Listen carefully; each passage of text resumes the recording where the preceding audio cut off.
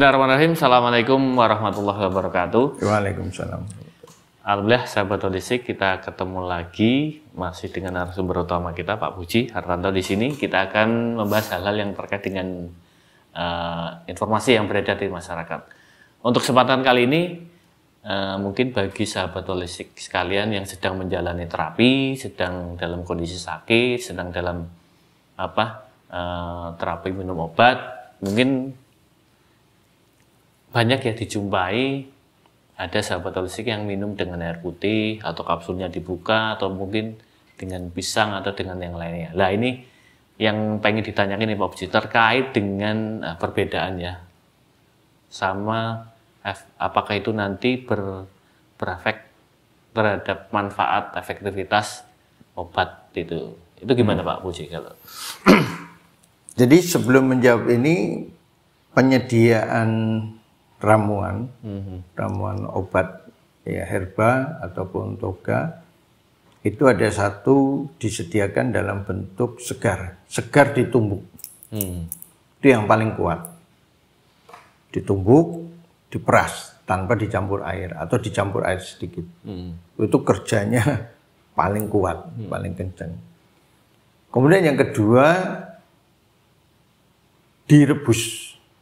Ini sama kencangnya, tapi perebusan itu biasanya nanti ada yang sebagian zat yang itu berarti hilang. Masih segar ya Pak ya itu? Ya, segar direbus. Kemudian antara yang dikeringkan dengan yang dikeringkan direbus, ini hampir sama dengan yang dikeringkan dengan direbus digabung. Karena biasanya bahan yang sama, satu dikeringkan, berarti ada yang hilang sebagiannya, tinggi di sebagiannya, kemudian yang dibiarkan utuh itu berarti dia komposisinya sama. Ini biasanya mencari komposisi bahan yang dibutuhkan meningkat ketika sudah ada pengeringan, penguapan. Sehingga yang harusnya dengan penguapan ini, dengan pengeringan ini, yang bahan yang disebut yang pingin dikurangi itu akan muncul.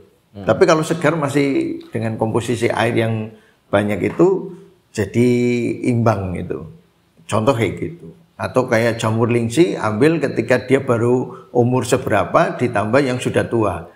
Di umur ini dia lebih banyak di zat apa, dia kurang di zat apa. Nah, di sini dia zat apa yang paling. Nah, begitu digabung dia mau mencari keduanya imbang. Yang kalau masih muda tidak imbang, sudah tua tidak imbang. Itu maksudnya kayak gitu. Nah, kemudian karena pengawetan dia dikapsul. Nah, di kapsul itu kayak diseduh itu hampir mirip sebenarnya. Cuma dalam pengapsulan itu proses selamanya itu ketika dia dikapsul itu prosesnya biasanya pelan, lebih pelan.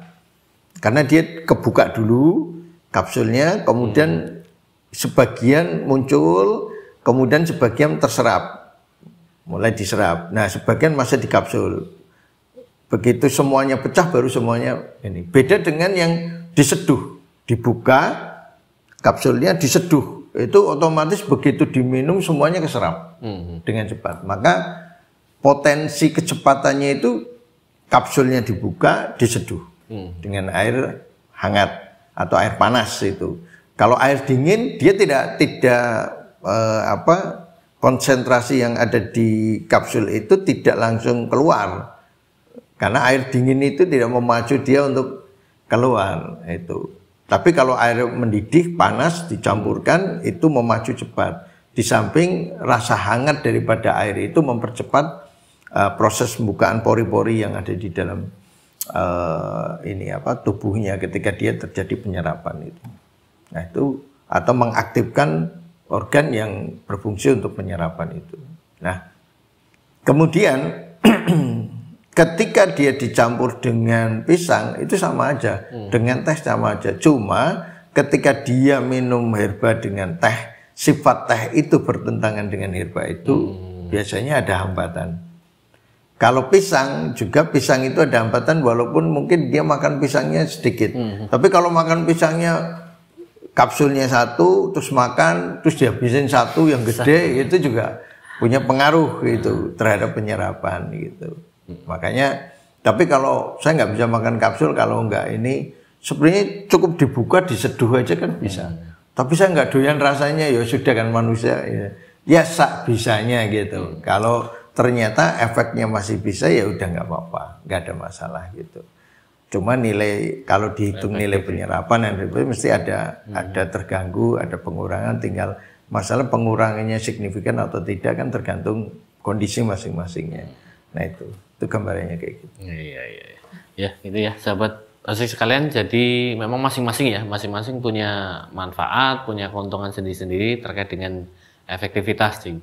Nah, kembali lagi diserahkan ke sahabat asik sekalian mau yang mana. Selama itu masih memberikan efek pengobatan ya Pak ya.